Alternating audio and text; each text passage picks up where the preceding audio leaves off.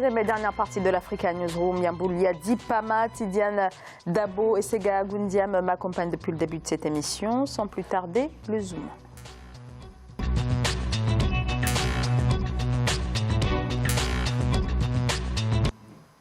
En République démocratique du Congo, l'épidémie d'Ebola continue de se propager. Déclarée depuis le 1er août 2018 dans l'est du pays, cette épidémie de fièvre hémorragique la plus grave enregistrée sur le sol congolais depuis 1976 a fait au moins 1200 morts selon l'Organisation mondiale de la santé. Sur place, c'est une course contre la montre qui semble engagée. L'OMS insiste sur la vaccination, mais sur le terrain, le personnel médical est confronté à la désinformation et à la défiance de certaines populations. L'OMS qui s'inquiète également pour les soignants. Et on va tout de suite écouter Machidizo Moeti, directrice régionale de l'OMS.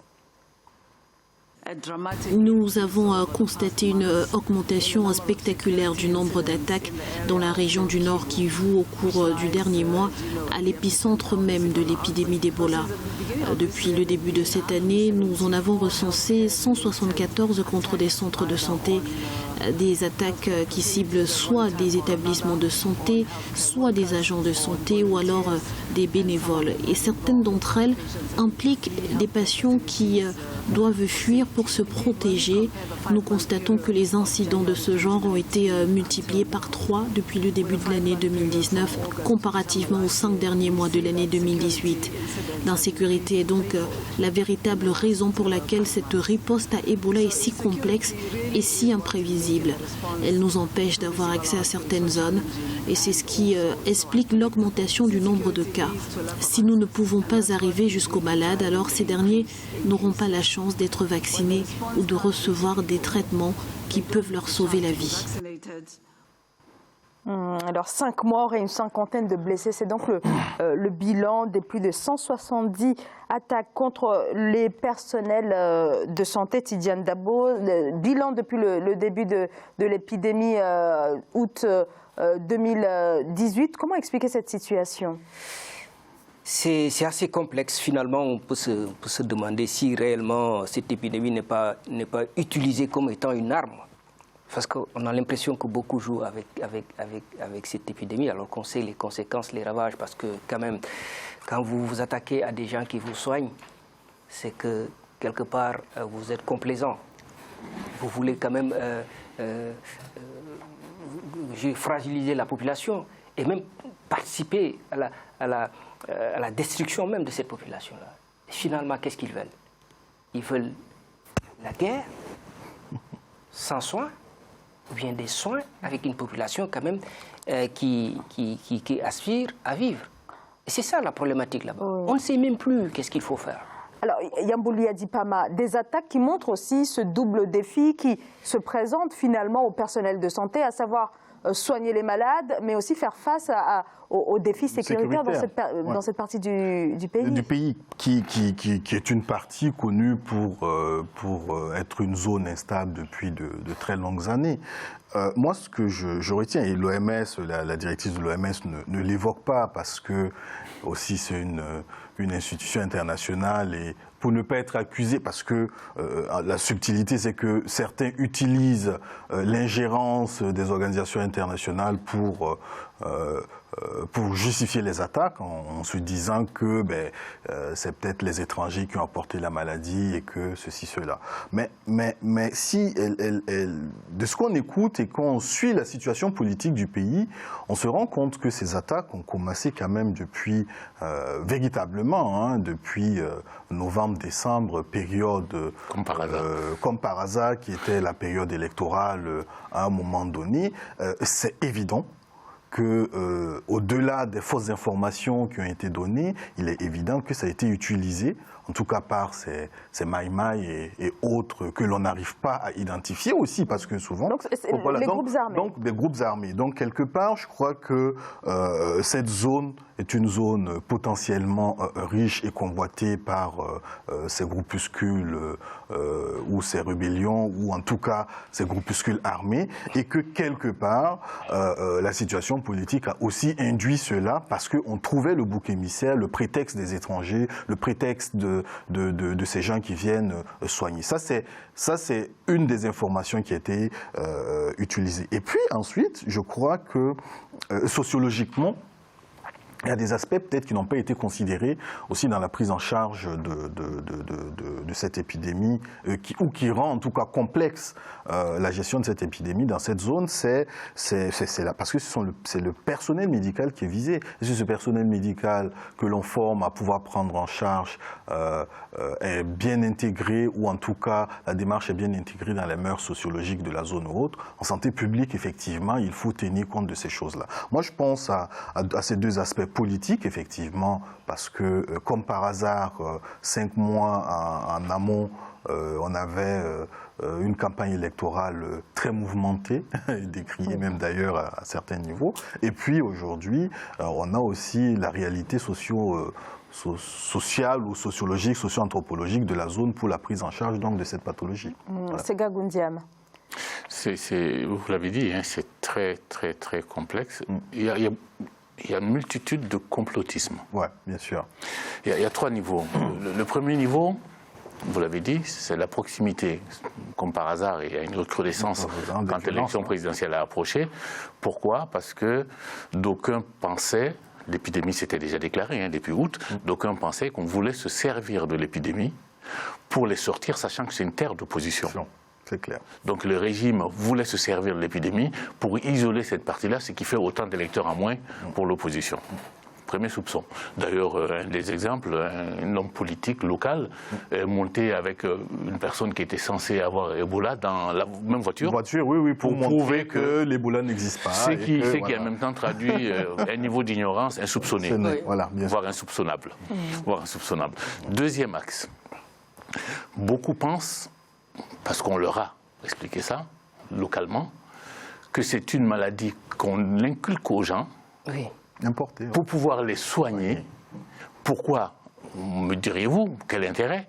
C'est parce qu'ils voient le niveau de vie, le train de vie des gens qui viennent via les ONG étrangères et via les autorités de Kinshasa, et qui ont un train de vie qui est extraordinairement plus élevé que les locaux. Donc ils se disent, ils ont trouvé un business, ils viennent nous rendre malades pour faire semblant de nous soigner, et en réalité, ils sont en train de profiter de la belle vie. Troisième niveau, d'ailleurs, on parle d'attaques. Quand vous rapprochez le nombre d'attaques du nombre de personnes assassinées, il y a un écart terrible.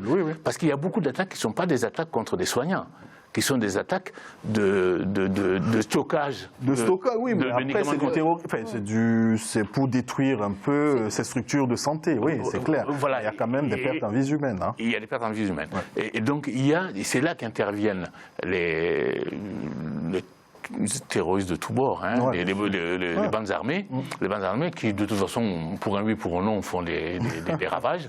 Mais là, c'est une belle occasion. En plus, c'est une occasion qui est dirigée contre Kinshasa. C'est une occasion qui est dirigée parce que de toute façon, ils attaquent contre les Occidentaux. Bon.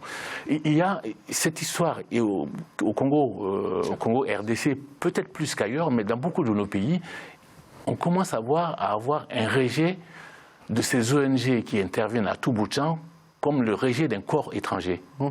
L'organisme qui réagit par rapport... Parce qu'il y a tellement de choses, qui se racontent, les gens ont vu tellement de choses, que ça commence à poser un problème. Je crois qu'il faut se poser la question. Un déficit d'explication. C'est un déficit d'explication. On est dans une mutation, on est dans une nouvelle forme de communication. Les réseaux sociaux ont un impact très marqué. On exhume des histoires sur la stérilité, les vaccins qu'on a fait. Donc, en fait, on exhume un certain nombre de choses pour essayer de confronter cette mauvaise information, c'est fake news en fait, et puis on sait qu'il y a un business derrière. La guerre, c'est un business, ça c'est clair, et que l'instabilité de cette région arrange beaucoup de gens, même les gouvernants et les pays voisins. Et il faut le dire clairement. Donc c'est à un moment donné, il faut forcément, et c'est ce qui rend complexe donc la gestion de cette épidémie. Le problème, c'est que si on n'arrive pas à canaliser cela, parce que je lisais les archives en préparant l'émission, qu'on est quand même à 9 ou 10 épisodes d'épidémie dans ce pays, il y a un gros problème. C'est-à-dire que quelque part, il y a une volonté manifeste, en fait, au-delà du fait que ce soit une maladie effectivement infectieuse et autres, mais une volonté manifeste aussi de maintenir un état de chaos pour pouvoir prospérer dans d'autres choses. Ça, c'est mon point de vue. Mais après, étant en santé publique, c'est vrai qu'on peut aller sur d'autres aspects, mais cette zone du Nord Kivu c'est une gestion politique qui est peut-être mal menée. Voilà. C'est une zone qui est délaissée, mais on sait historiquement que Ebola au Congo RDC, ça n'a rien à voir avec Ebola qui a eu, c'est pas les mêmes souches en Afrique de l'Ouest. D'ailleurs, c'était des épiphénomènes, ça arrive, ça disparaît, ça revient. En Guinée, il y a eu des milliers de morts à Guinée, Sierra Leone. Le problème, c'est ce qui pose problème, c'est la recrudescence de cette maladie tout le temps qui arrive. C'est pourquoi je dis, la question que je me suis posée, d'ailleurs à chaque fois là-bas, je me dis, mais est-ce qu'on n'utilise finalement pas cette maladie comme étant un prétexte, même une arme, finalement. Parce que quand on regarde ce qui s'y passe, mais à chaque fois, il y a des séries d'épisodes de crise Ebola, mais à quand même se poser des questions par rapport Oui, mais il y a une explication purement industrielle et économique. Et puis même juste rajouter un élément là-dessus. Mais cette population qui refuse, par exemple, de se soigner, Ebola ne fait pas la distinction, en fait, en réalité. Ebola, c'est Ebola. Ebola, c'est une maladie, en fait. Hein. Donc, si c'est un virus qui arrive, mais que tu sois riche ou pas, mais quand il doit s'attaquer à des gens, il ne fait pas cette distinction. Après, je ne vais pas rentrer dans de l'anecdotique, sans vous couper. C'est vrai, Ebola ne choisit pas, mais quand je parlais de cette gestion socio-anthropologique de la chose aussi, c'est que quand il y a des morts et qu'il faut aller dans des inhumations et que, en fait, les gens, ils se protègent, se barricadent, ils n'expliquent rien, et puis ils mettent dans des choses. Sachant, exactement. Sachant qu'il faut informer la population de comment on peut unimer de façon sûre et protégée pour arriver à ce que l'épidémie ne se propage pas. Déjà convaincre de l'existence même de la maladie, parce que certains n'y croient même pas. Donc il y a quand même une démarche à mener à ce niveau. Et peut-être à juste titre, parce qu'on parle quand même de ces zones qui sont abandonnées, une zone de presque une zone de non-droit, il faut bien le dire, avec des populations qui ne sont pas effectivement, qui ne sont pas suffisamment informées de la situation. Pour différentes Exactement. Mais l'exemple d'Ebola en Afrique de l'Ouest est très significatif à plusieurs titres. J'en citerai deux, trois. Le premier exemple, c'est que quand on a commencé à lutter contre l'expansion d'Ebola, les gens ont modifié un certain nombre de leurs pratiques, en particulier sur les enterrements. Oui. Parce que c'est un des vecteurs les plus importants dans ces milieux. Et j'ai lu que c'était à peu près la même chose au Congo RDC. Les gens qui viennent, les ablutions, les gens touchent, enfin bon, bref, toutes choses. Ça c'est la première chose. Et on a changé un peu ces habitudes-là en Afrique de l'Ouest pendant un certain temps. Y compris la façon de saluer les gens quand on se rencontrait, etc. Une première chose. Une deuxième chose, pendant plusieurs mois, voire un peu plus, la communauté internationale ne s'est pas trop inquiétée. Ils ont essayé de juguler, de contrôler, comme ils l'ont toujours fait au Congo RDC. En Afrique de l'Ouest, ils ont voulu faire la même chose. Quand ils se sont rendus compte que l'expansion était d'une toute autre dimension et que ça allait beaucoup plus loin, c'est là qu'il y a eu les recherches qui se sont précipitées. D'où l'explication qui n'est pas forcément complotiste. Une maladie qui intervient régulièrement dans un même pays, qui ne va pas plus loin, qui s'éteint d'elle-même et qui recommence quelques temps après, qui s'éteint d'elle-même et qui fait quelques dégâts, mais pas m'embêtant, ça ne nécessite pas de gros efforts de recherche. Parce qu'il y a un coup derrière. C'est idiot, mais c'est comme ça. Et quand ça s'est passé en Afrique de l'Ouest, ça a atteint une telle dimension que ça a ému la communauté internationale. C'est seulement à ce moment-là qu'ils ont commencé à faire des recherches et qu'il y a eu les trois pistes. Mais là aussi, sauf que ce qui a été trouvé là-bas n'est pas applicable. Mais là-bas aussi, il ne faut pas oublier quand même qu'il y avait une intégration de la population en Afrique de l'Ouest qui a facilité quand même que la maladie... quand même, Intégration à quel titre? Non, des pasteurs, au niveau des marabouts, enfin, les chefs de village, tout ça. Enfin, en Guinée, quand on prend l'exemple de la Guinée... Pasteurs en termes de nomades, en fait. C'est pas une population sédentaire. Qu'on avait beaucoup mis l'accent sur l'information, parce que finalement, on s'est rendu compte qu'en Guinée, d'ailleurs, quand c'est arrivé, on est arrivé à juguler cette maladie à travers effectivement cette N'oubliez pas qu'il y a eu des attaques. Il y a eu des attaques de soignants en Guinée. Mais oui, mais on oublie. Pas au point. Mais si, il y en avait. Forcément, au départ, au début, effectivement, les gens pensaient que c'était ces gens-là qui venaient. Exactement. Ils ont compris. C'est pourquoi ils ont pris des soignants locaux et ils ont beaucoup. C'est pourquoi j'ai dit qu'il n'y avait pas la même crispation que dans cette région de la RDC. Il n'y avait pas les mêmes crispations, il n'y avait pas les mêmes méfiances. Ils ont mis du temps à intégrer effectivement ce facteur-là, où il fallait prendre les locaux d'abord pour faire ce transfert de compétences. Ça, ils ont mis du temps. Or, en Afrique de l'Ouest, systématiquement, ils ont beaucoup travaillé. Peut-être ces ONG-là ont l'habitude de travailler avec la population ouest-africaine de cette manière-là, en fait. Mais elle est forcément moins rebelle qu'une zone qui se sent délaissée depuis des décennies. Et qui est tout là, Il y a un a priori qui n'est pas le même. Mais un dernier mot, Yambouli Adipa. On ne pose pas le problème de comment gérer donc, ces attaques. Parce qu'effectivement, on se dit qu'il y a des attaques, il y a l'Ebola, il faut juguler l'épidémie. Mais le véritable problème, quelque part, aujourd'hui, c'est de savoir pourquoi cette zone est toujours en guerre. Est-ce qu'il n'est pas temps aujourd'hui, peut-être, d'arriver à juguler ou en tout cas à réduire toutes ces velléités? C'est forcément de la gouvernance, encore on en revient à cela. C'est peut-être le moment aujourd'hui pour nos politiques de pouvoir prendre à bras le corps les réalités sociales de cette zone-là.